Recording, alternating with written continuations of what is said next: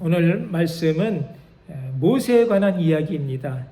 모세는 우리가 잘 알다시피 이스라엘의 출애굽을 위해 잘 준비된 하나님의 사람, 위대한 민족 지도자, 하나님의 종이었습니다.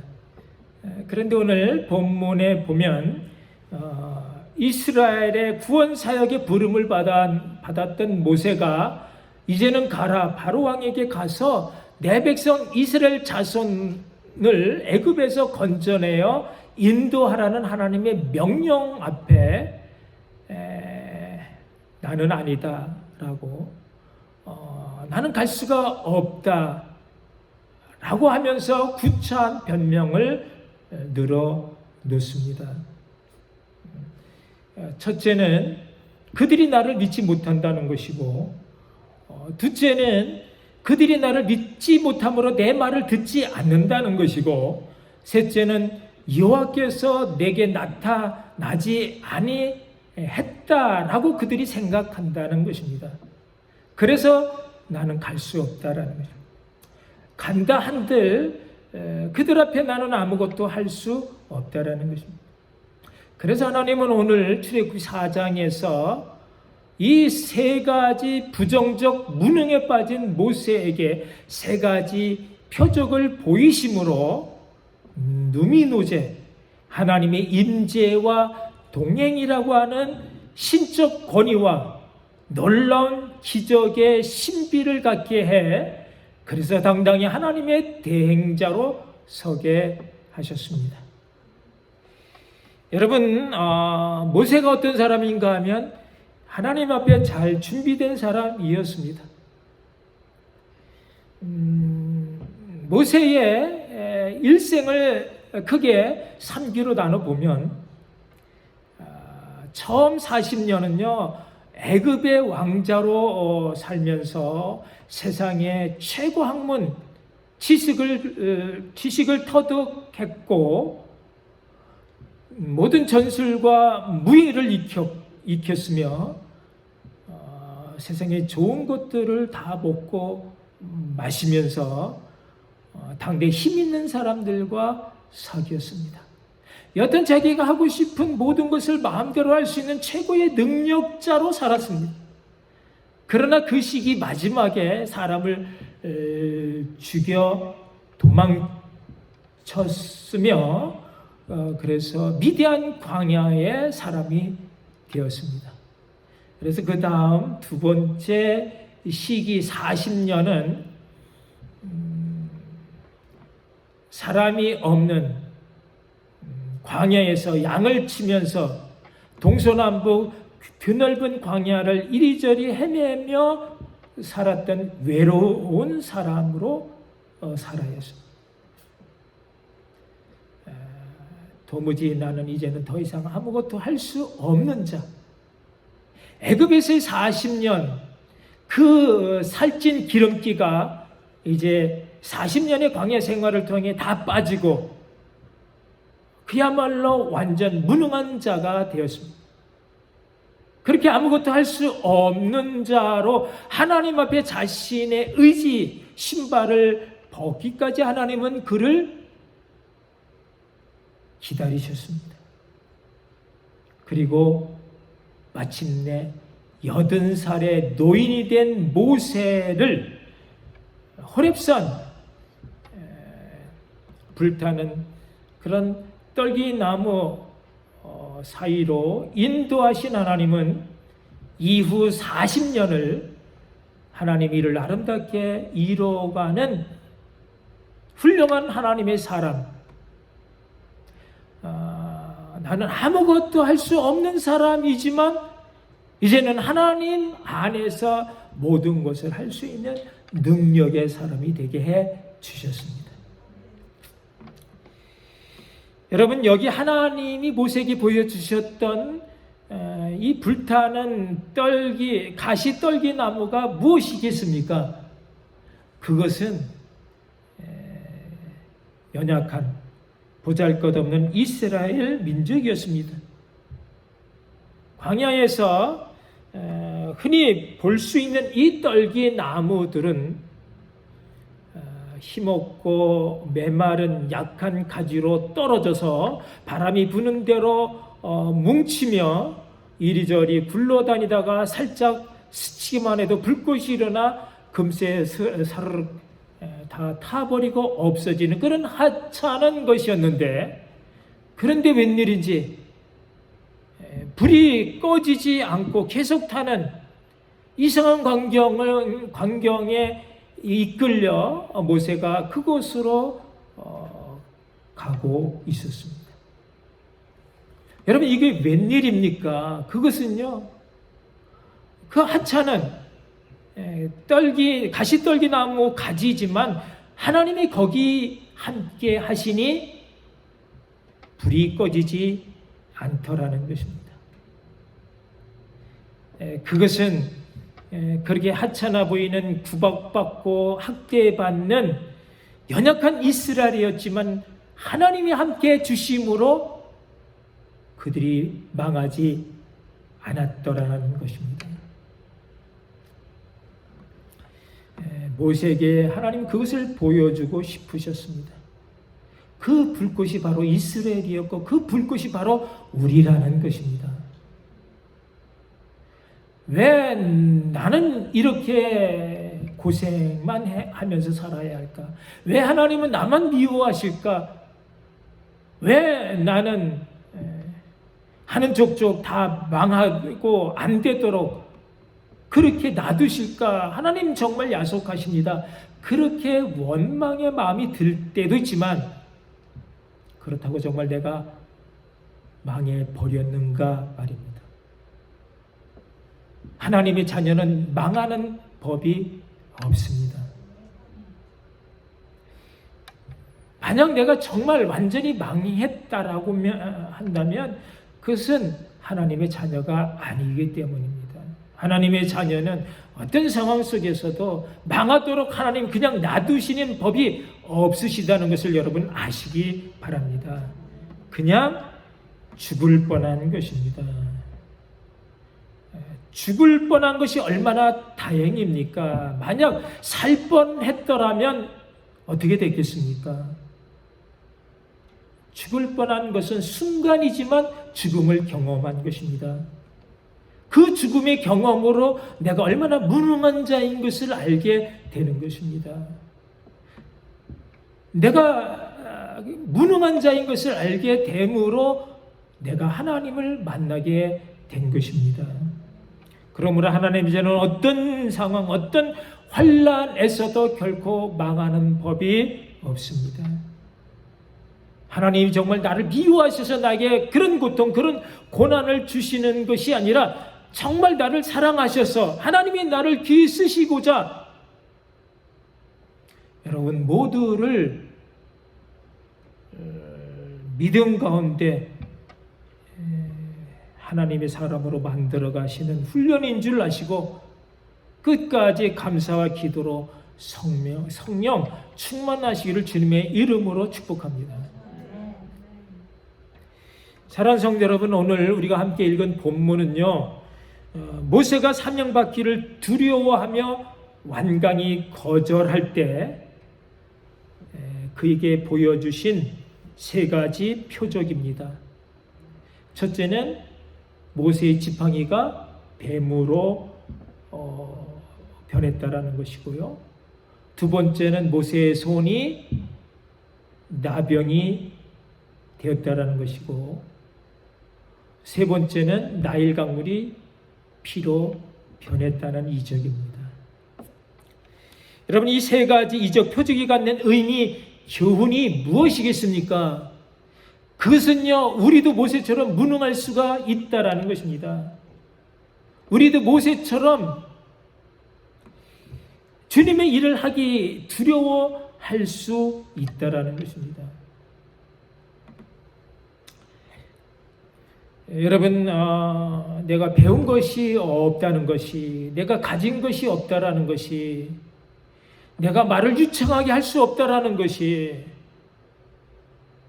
내가 성격이 너무 소극적이라는 것이, 나이가 너무 많다는 것이, 건강이 별로 썩 좋지 않다라는 것이 등등 우리가 주님의 일을 제대로 할 수 없는 이유를 얼마든지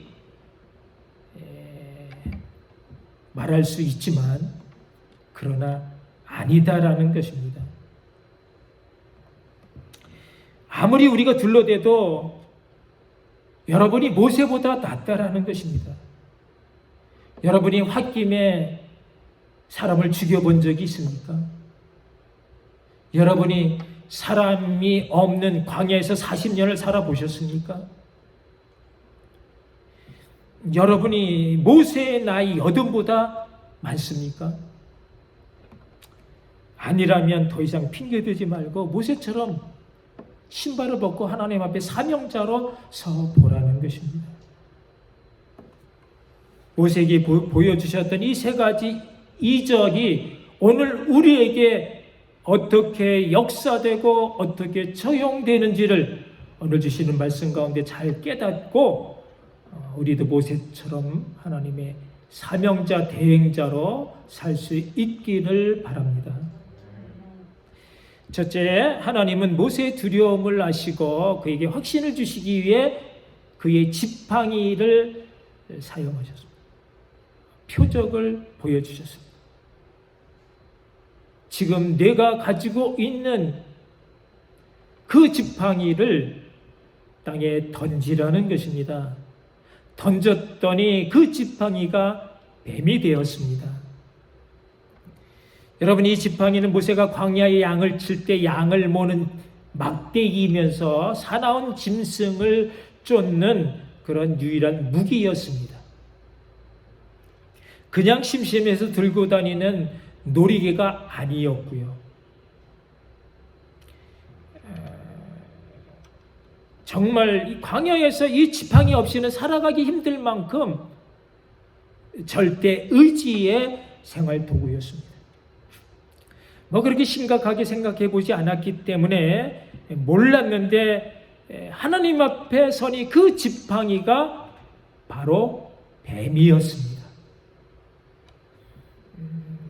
그 실체가 드러난 것입니다.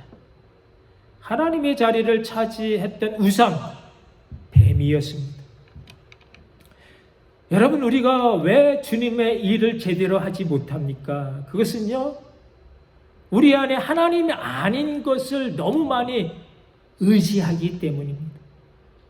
하나님의 자리에 세상에 너무 많은 것들이 들어와 있기 때문입니다.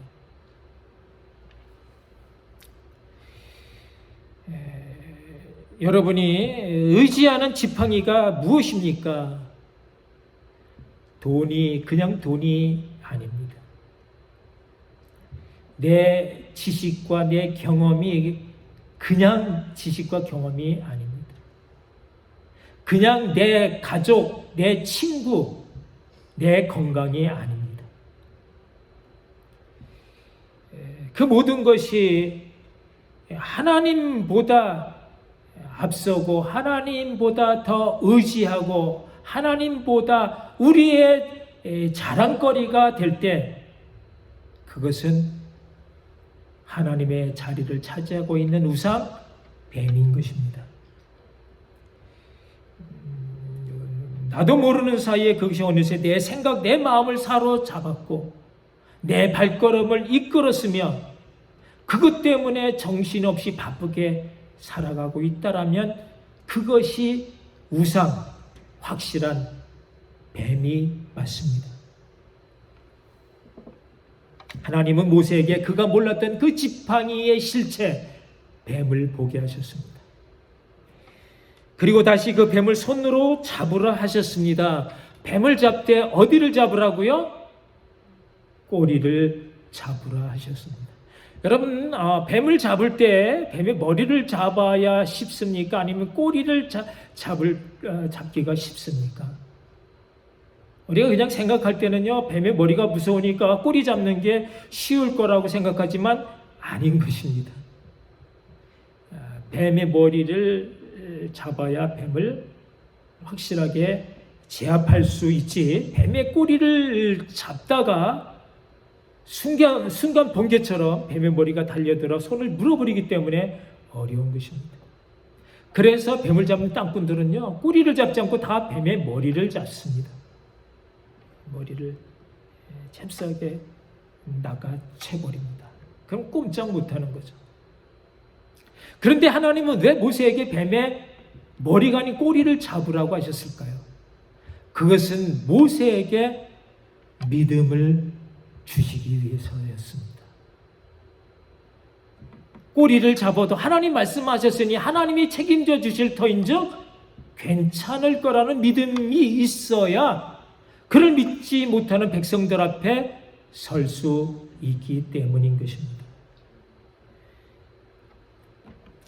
여러분, 문제는 그를 믿지 못하는 백성들에게 있는 것이 아니고 하나님을 제대로 믿지 못하는 모세에게 있었습니다. 여러분, 우리의 대부분 문제는요, 어려운 환경이나 나를 힘들게 하는 다른 사람에게 있는 것이 아니라 하나님을 제대로 믿지 못하는 나에게 있다라는 것입니다. 모세가 뱀의 꼬리를 잡아도 괜찮을 것이라는 그 믿음의 근거는 바로 주님이었습니다. 예수님께서 이 땅에 오셔서 십자가에 달리사 사망의 권세를 깨뜨리시고 부활하심으로 창세기 3장 15절 여자의 후손이 내 머리 뱀 사탄의 머리를 상하게 할 것이라는 그 말씀이 성취되었습니다. 뱀의 머리는 우리의 몫이 아닌 주님의 몫이었습니다. 이미 예수님으로 머리가 박살난 뱀의 꼬리를 잡는 것을 두려워하지 않는 것, 그것이 바로 믿음인 것입니다. 그 믿음으로 잡은 뱀은 모세의 손에서 다시 지팡이가 되었습니다. 그러나 이 지팡이는 더 이상 모세 가족의 생계를 위한 그런 생활 도구가 아니었습니다. 바로 왕에게 경고를 하고 홍해를 가르고 반석을 치는 하나님의 역사, 주님의 뜻을 이루어가는 능력의 지팡이로 사용되었습니다. 여러분 가지고 있는 평범한 재능, 은사가 무엇인지 모르지만 각자 다르겠지만 그것을 주님 앞에 드릴 때 그것이 모세의 능력의 지팡이가 될 줄로 믿습니다. 여러분, 어린아이의 보리떡 5개, 물고기 2마리, 도시락이 주님 손에 들려졌을 때 어떻게 되었습니까? 그것으로 장정만 5,000명, 수많은 사람들이 다 배불리 먹고도 12바구니가 남는 역사가 되었습니다. 여러분, 어린 다윗이 늘 평소에 가지고 놀던 그 조약돌 3총이 하나님 앞에 들여졌을 때에 그것이 바로 이스라엘 그 군사 어느 누구도 무서워 감히 나설 수 없었던 블레셋의 거인 골리앗을 때려 눕히는 그런 승리의 화살, 능력의 지팡이가 되었습니다. 나는 할 수 없다가 아닌 여러분이 가지고 있는 그 무엇이라도 주님께 드림으로 하나님의 역사, 기적이 일어나는 능력의 지팡이가 여러분에게 있기를 주님의 이름으로 축복합니다. 둘째, 모세에게 보여주신 하나님의 이적이 무엇이라고요? 모세의 손을 품에 넣었다 빼는 것이었습니다. 넣었더니 멀쩡했던 모세의 손이 하얗게 나병이 생겼고요. 다시 넣었다 빼었더니 그 손이 원래대로 나병이 싹 없어져 버렸습니다. 하나님은 모세의 손을 통해 이스라엘 백성들이 영적으로 무감각해진 나병 환자들임을 보게 하셨고 그 어떤 것으로도 고칠 수 없는 그 불치병이 하나님 앞에 나오면 깨끗해진다라고 하는 사실을 알게 하셨습니다. 당시 나병은 천벌을 받은 사람들이 갖는 불치병이었고 죽음에 이르는 최고 저주받은 그런 저주의 질병이었습니다. 사랑하는 가족과 생이별로 떨어져 살아야 했고 돌팔매질로 사람들 앞에 설 수가 없는 그런 무서운 병이었습니다. 살아 있어도 살아있는 것이 아니었습니다. 그런데 하나님 말씀에 순종하니 그 무서운 나병이 깨끗하게 순간 없어졌습니다. 하나님은요, 못 고칠 질병이 없으신 분입니다. 전능하신 하나님은 우리의 그 모든 문제와 그 어떤 질병까지라도 깨끗하게 해 주실 분이라는 걸 여러분 아시기 바랍니다. 하나님은 축복을 저주로, 저주를 축복으로 바꾸시는 분이시고, 하나님은 사람을 살리기도 죽이기도 음부에 내리시기도 올리시기도 하는, 여호와는 우리를 가난하게 하시기도 부하게 하시기도 또 높이시기도 또 낮추시기도 하는 분이다 라고 사무엘상 2장에서 한나가 노래를 하고 있습니다. 그 하나님이 바로 우리 하나님인 줄로 믿습니다. 중요한 것은 여러분, 이 모든 질병이 생기고 없어지는 것이 어디로부터 오는가인 것입니다. 모세가 손을 품에 넣었다 뺐다 하는 것으로 일어난 현상이었습니다. 하나님은 이 모든 것이 내 손이 문제가 아니라 바로 내 품, 너의 가슴, 너의 마음이 문제라는 것을 알게 하십니다.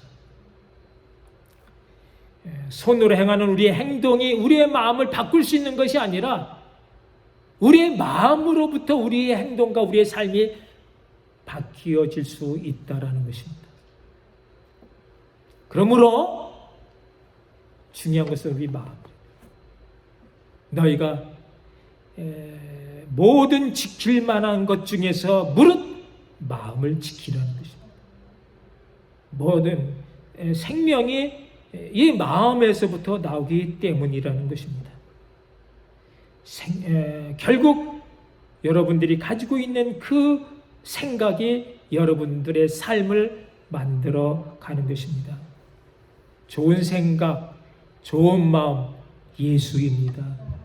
주님의 말씀이 여러분 심령에 차고 넘치어 우리가 갖는 모든 부정한 것으로부터 멀어지게 하시고 주님의 거룩함을 입을 수 있기를 바랍니다.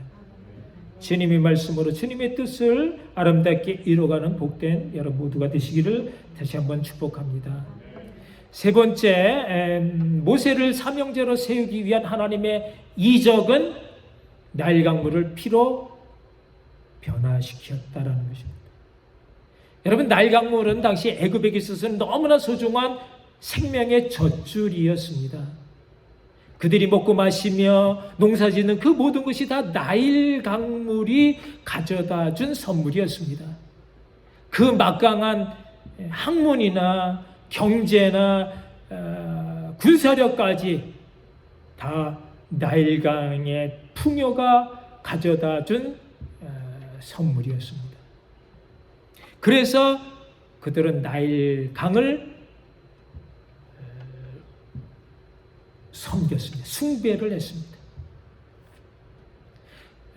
그러나 그 모든 것은 다 하나님의 것이었고 그들 모두 다 하나님이 주시는 생명으로 살아감에도 불구하고 하나님이 아닌 다른 엉뚱한 것을 섬기는, 숭배하는 것을 보면서 하나님은 더 이상 참을 수가 없으셨습니다. 모세가 또 나일 강물을 붉은 피로 바꾸셨습니다. 너희들이 내가 아닌 세상의 그 어떤 것도 그것을 섬길 때에, 그것을 나처럼 숭배할 때에 그것은 모두가 다 피로 바뀐다는 것입니다. 여러분, 피라는 것은 우리 생명, 우리 몸 안에 있을 때 그것이 생명이 되지만 그것이 일단 우리 몸 밖으로 쏟아질 때는 것은요, 아주 섬뜩한 그런 죽음이자 하나님의 심판인 것입니다.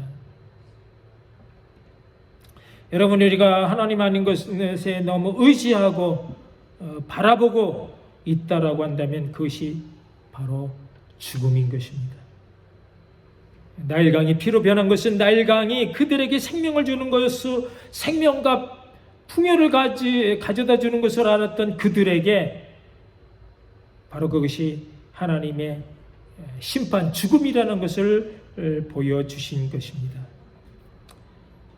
여러분, 우리가 사명자로 세움을 받기에 오늘 주님이 주시는 이 교훈은요, 이 세상 모든 것이 다 하나님의 심판 아래 있음을 알라는 것입니다.